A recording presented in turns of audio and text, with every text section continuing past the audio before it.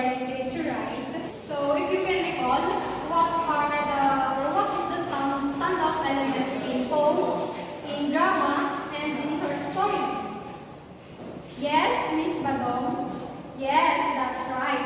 The standout element in poem is the symbol, and for the drama is the dialogue, and for the short story is the plot.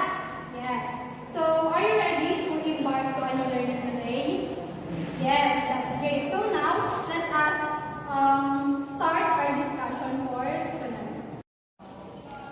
But before that, allow me first to present to you a short clip wherein this is one of the example genre under popular literature. This isn't school. It's a prison.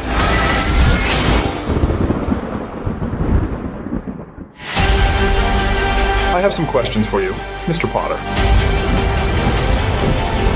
Tell me, what do you know about your parents? My parents died when I was little. Who's asking? My name is Severus Snape.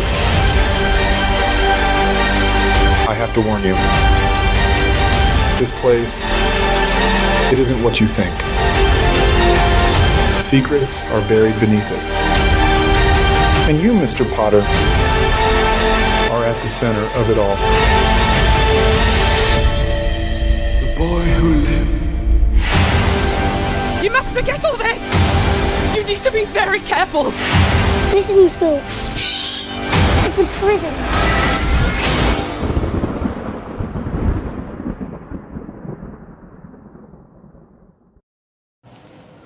So from the show video clip, what do you think is the title of the movie? Yes, that's right. It is Harry Potter. And I know some of you already watched the Harry Potter. And my question is, in what genre do you think Harry Potter falls under? Yes, that's right. Harry Potter falls under popular literature. So Harry Potter falls under popular literature because it captivated the imaginations of millions of individuals worldwide due to its relatable characters, well-crafted plotlines, and its timeless themes or its timeless universal themes of love, friendship, and loyalty. To formally introduce myself, I am REGINE QUIDES, and I will be talking about the popular literature and its characteristics. So now, before we proceed to that, let me first introduce to you our learning objectives for today. So, at the end of the 1 hour period, the students are expected to achieve the following with at least 75% proficiency level. The first one is to define the popular literature and describe the nature of literature and enumerate the characteristics of appeal in popular literature and identify the social functions of literature. But I will only focusing on the first objectives wherein we are going to define popular literature and its characteristics. But before delving into that, last time we tackled all about contemporary literature, right? So if you can recall, what is the standout element in poem? Yes? Yes, the standout element in poems is the symbols. While for the drama, yes, it is the dialogue. And for the story, the short story, yes, the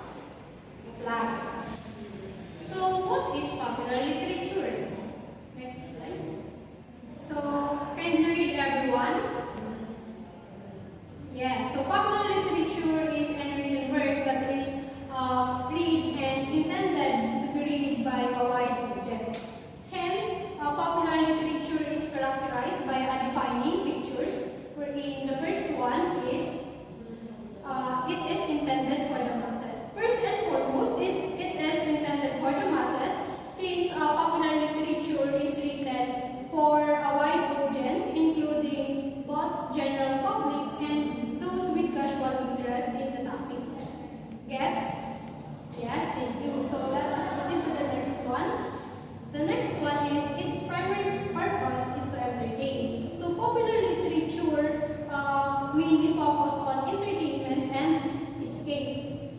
Whether it is a romance, mystery, or thriller, popular literature is designed to engage readers and take them out from their everyday lives to just a few moments. So for the third one, it is accessible to majority of population. This means that popular literature is written in a way that it is easy for people to understand regardless of their level of education or background knowledge. It often contains universal themes and relatable characters wherein readers can connect with. Also, it is accessible to majority of population since popular literature is accompanied by the use of technology. Wherever you go, wherever you are, as long as you have your gadgets you can access different literatures with that. So for the fourth one, it is liked by majority of people. This means that popular literature has a broad appeal and is enjoyed by a majority of people rather than being niche or limited to a specific group or genre. It contains universal themes and relatable characters wherein it resonates a lot of readers, making it widely read and enjoyed. So for the last one, it is ephemera. This means that popular literature has only a short lifespan and often fleeting in its popularity.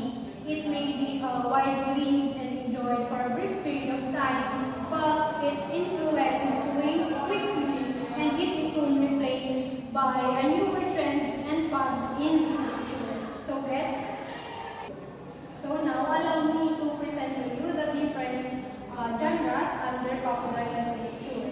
So the first one is romance. The example is the Titanic. The next one is mystery or thriller. This is the example. The next one is fantasy or science fiction. The fourth one is young adult. And the fifth one, historical fiction. And the sixth one is horror. And the seventh one is crime or detective. And then for the last one is literary fiction. I will not further elaborate on these different genres given that there will be assigned a group who will tackle the different genres under popular literature. So that would be all.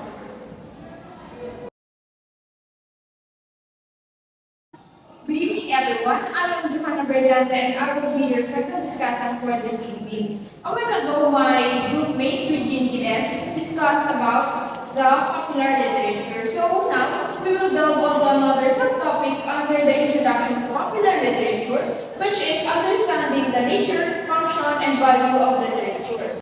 So the particular topic that I will be focusing on is the nature of popular literature. Next slide, please. But first, before we delve into that, I have here Dr. Rod Ellis. So are you familiar with him? So Dr. Rod Ellis is known as the father of second language acquisition. He also defined literature as the expression of human imagination and one of the primary means by which a culture transmits itself. So do you agree with this definition of literature?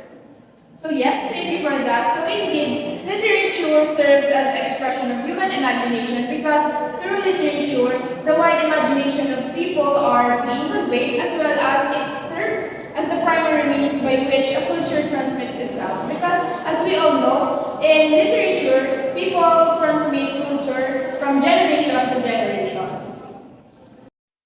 So that is Dr. Rod Ellis' perspective about literature. But in here, we have different point of views, we have 7. First, literature is art. Second, literature is language.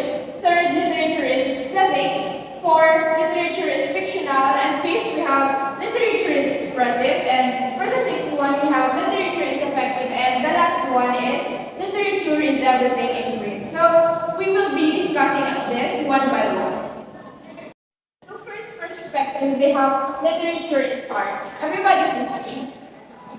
So thank you for that. So in here, we have to remember that literature is considered as an art because here we have the author communicates ideas as well as experiences to its audiences.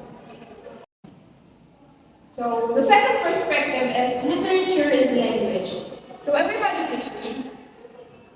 So well, thank you for that. So this means that literature is created by language and there would be no literature if there was no language. So do you agree with that?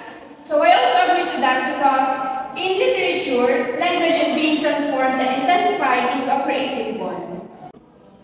We have the next perspective, which is literature is aesthetic. So this refers to the inclusion of references to artistic elements or expressions within a textual work. So in here, we have to remember that authors typically use of these artistic elements or expressions in order to make their work appealing to their readers. The next perspective, we have literature is fictional. Literature is considered fictional because it comes from the wide array of people's imaginations and expressions of thoughts. But in here, we have to remember that all fiction are literature, but not all literature are considered fiction because as we all know, we have different genres under the literature. So the next perspective, we have literature is expressive. It is often considered as a form of expression in which the means of expression is used strategically by the author. So in here, we have to remember that the author uses different strategies, and in particular, I have this example. So whenever there are thoughts inside my mind that I can express in words, I write it, and I think that is one example of why literature is expressive. In here, we have to remember that when literature is effective, we have the emotional qualities of a work, and it also affects the reader. So it also refers to the suggestiveness, one of the literary standards. And let me ask you this question. Have you ever been so invested in a particular word or piece that you said to yourself that this holds a special place in my heart? So who would like to share his or her idea or experience about it?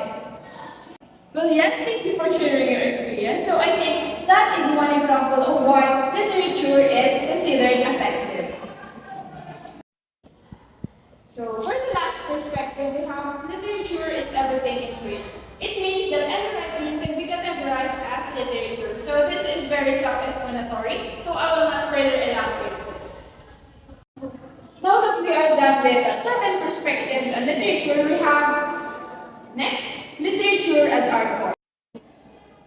First art form that we have is imaginative literature. This means that words used in literary works have feeling and change of meaning the words tend to evoke. This is also called the literature of power. So in here, we have to remember that this type of literature usually involves imaginary acts and processes. So next, we have examples of imaginative literature. So we have here poems, short stories, and novels. Next.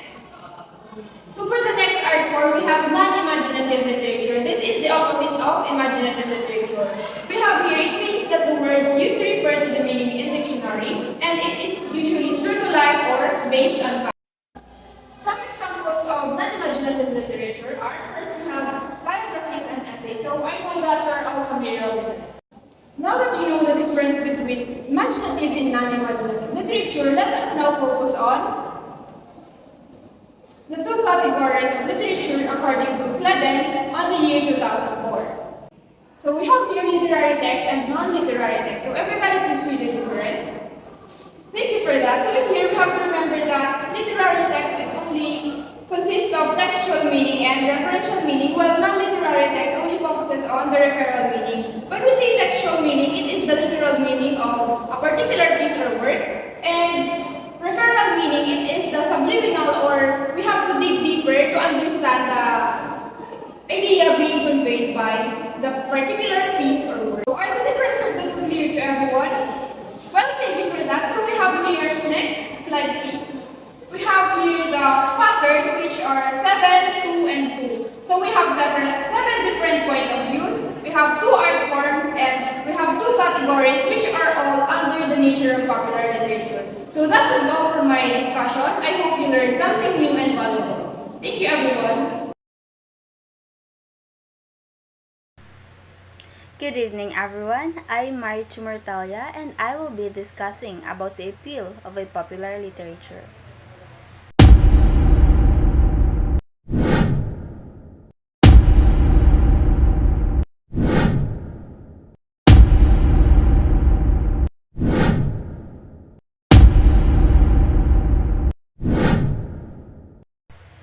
Are you all ready to explore the appeal of a popular literature?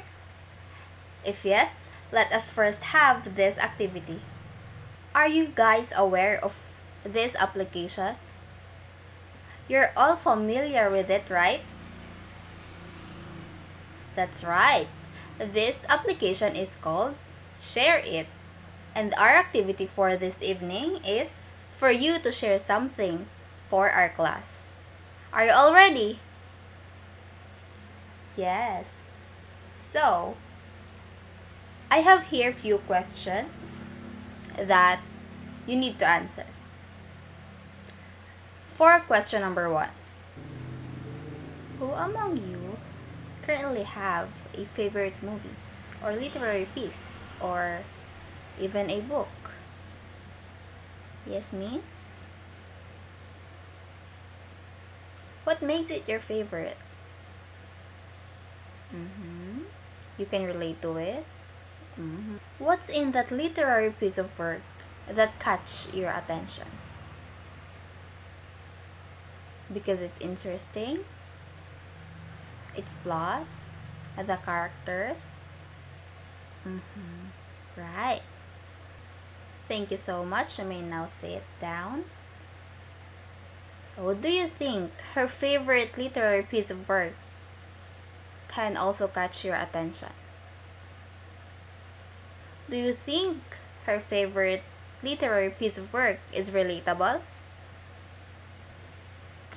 Yes.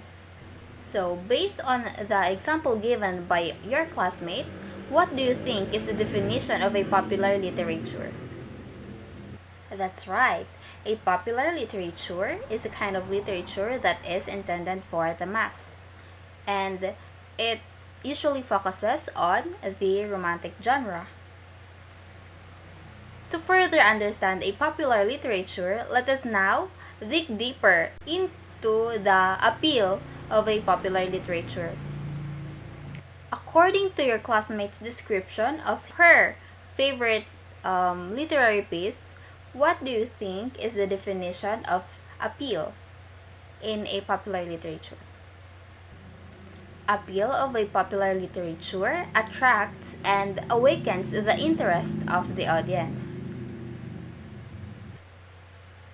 Appeal also have its characteristics, and those characteristics are the aspects of a book that engage the reader, which makes it a good read. There are 9 characteristics of appeal, namely storyline or plot, pace, characterization, setting, background, tone, mood, writing style, and the genre. To further understand these characteristics of appeal, let us have a group activity. For the directions, let us read. The class will be divided into 2 groups. The representative will draw a piece of paper, one group will receive the definition, and one group will receive the question that corresponds to the characteristic of appeal. I, as your facilitator, will give the group their assigned definitions and questions. Each group were tasked to paste the definitions and questions that corresponds with the characteristics of appeal that is already pasted on the board. Also, I will give you 2 minutes for brainstorming and 3 minutes to paste it on board.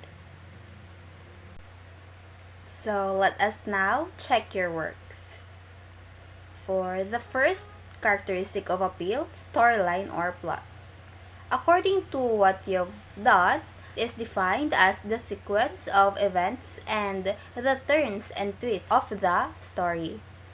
For the question, a plot can answer the question, what happens in the story?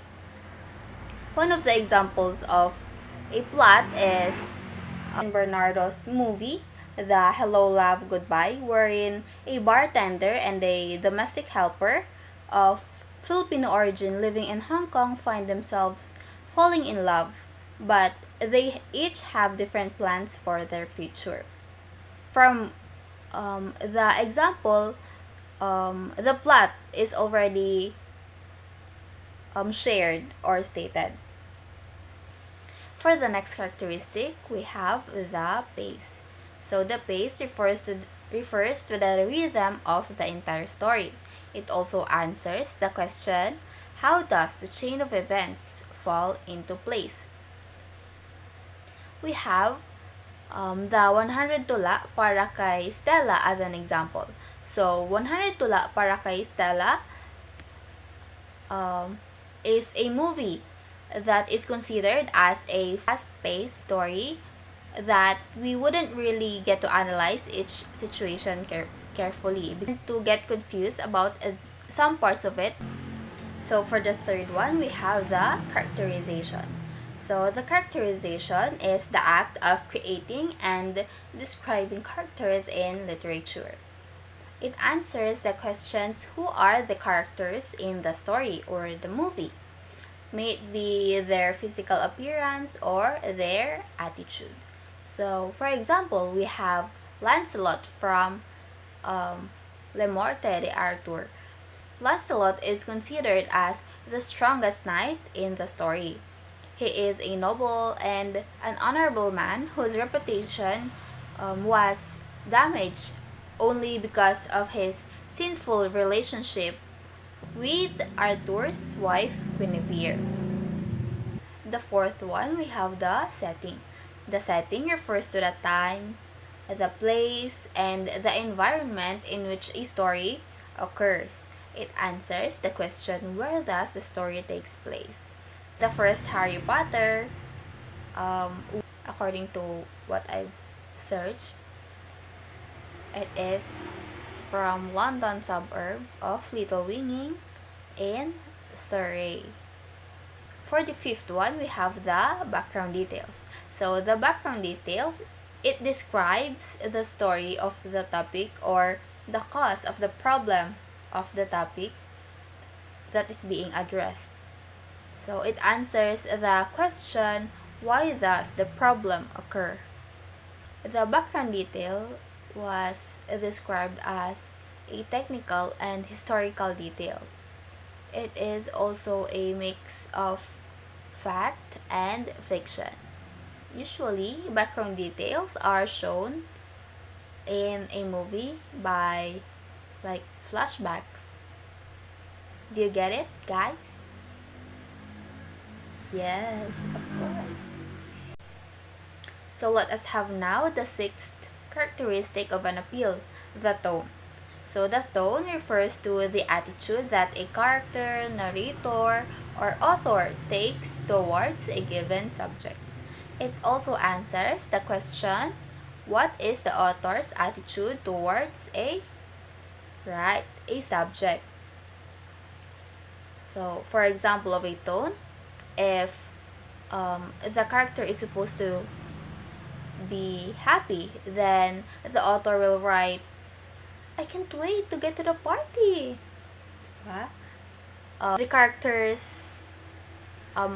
dialogue will also be cheerful. Gets. So for the next one, the seventh one, we have the mood. So the mood refers to the atmosphere of the narrative. It is also the overall emotion that the author intends the reader to feel while reading the book or while watching the movie or a literary piece. It answers the question, what are the emotions that the author wants the reader to feel? For example, we have the happy emotion, sad, calm, or something like that. Don't get confused by the tone and the mood, guys. Always remember that the tone is the author's feelings that is narrated in a story. It is the character's dialogue or feeling. while the mood, it is the emotion that the author wanted to convey to the readers or to the audience. Gets? Gets. Okay, let us now have the eighth one. The eighth characteristic of an appeal is the writing style. The writing style refers to the way that a writer chooses to write. Please remember that there are 4 characteristics of a writing style. The first one is persuasive. From the word itself, it is to persuade the audiences or to convince the audience of a position or belief. The examples of a persuasive writing style can be opinion editorials in a newspaper or editorial newspaper articles, advertisements, letters of recommendations. Those are examples of a persuasive writing style. One type of a writing style is narrative. So narrative is only used to impart information and to construct and communicate a story. For example, we have oral histories, novels, and novellas. Those are examples of a narrative writing style. The third type of writing style, we have the expository. Expository refers to imparting information from themselves, from the author or the narrator, to a wider audience. Expository focuses on the facts about a topic, including the statistics or other evidences. But this does not include the author's opinion. The fourth type of writing style is descriptive. Descriptive writing style is where we paint a picture in words of a person, place, or thing. This is usually considered as the metaphors. Yes. And we usually find it in poetry, journal, or diary writing, how we describe the nature, or fictional novels or plays, memoir, and many other examples. Do you get it, guys? Let us now dive into the last characteristic of an appeal, the genre. The genre refers to the category that authors use to describe the primary content and tone of their writing. It also answers the question, what is the distinct type of category of a literary composition? This was already given by one of my group mates, and the examples of this are the romance, the mystery thriller, fantasy, science fiction, fantasy and science fiction, horror, and many other genres. Thank you so much, guys, for listening. So let us have a quick recall of what we've discussed. Again, what is appeal? Appeal of a popular literature attracts and awakens the interest of the audience, correct? And what are the characteristics of appeal? And what are the characteristics of appeal? Storyline or plot, the pace, characterization, setting, background details, tone, mood,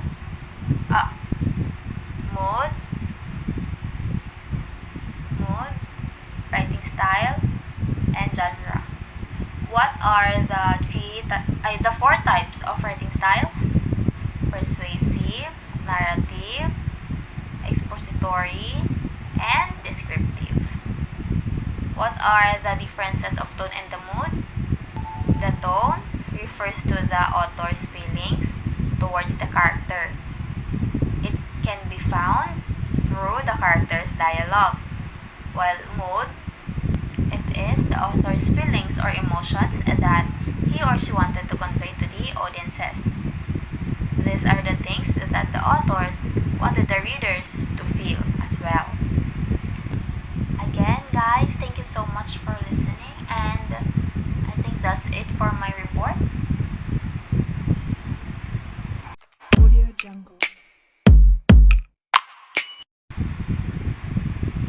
Did you learn something, guys?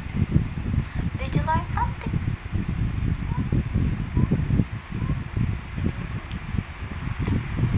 Thank you so much. Bye! Let us now proceed to the function of literature. So, literature serves various functions such as entertainment, social and political, moral, ideological, linguistic, cultural, educational, and historical. So let us discuss them one by one. So first is the entertainment function. So what do you always do if you want to entertain yourself or you want to relax your mind from stress? Yes, thank you. So you use literature to be entertained, and it is one of the functions of popular literature. So please read, everyone. Thank you. So entertainment function, pleasure reading, used to entertain readers, consumed for the sake of one's enjoyment. Popular literature serves or plays an important role in providing entertainment to its readers and allowing us to have a temporary escape from our daily stresses. We can also connect it to pleasure reading, wherein when we say pleasure reading, it means that we are reading for enjoyment or personal satisfaction. And next is the social and political function. Please read. Thank you. So, literature serves several social and political functions. It reflects the concerns, values, and attitudes of a certain society or community, as well as shape the political perspective of the people. One of the examples is a novel, To Kill a Mockingbird. So are you familiar with this novel? So, To Kill a Mockingbird is a novel by an American author, Harper Lee, published in 1960. It is both a story of a young girl's coming of age and a darker drama about the roots and consequences of prejudice and racism, proving how good and evil can coexist within a single community or individual. Next is ideological function. Please read, everyone. Thank you.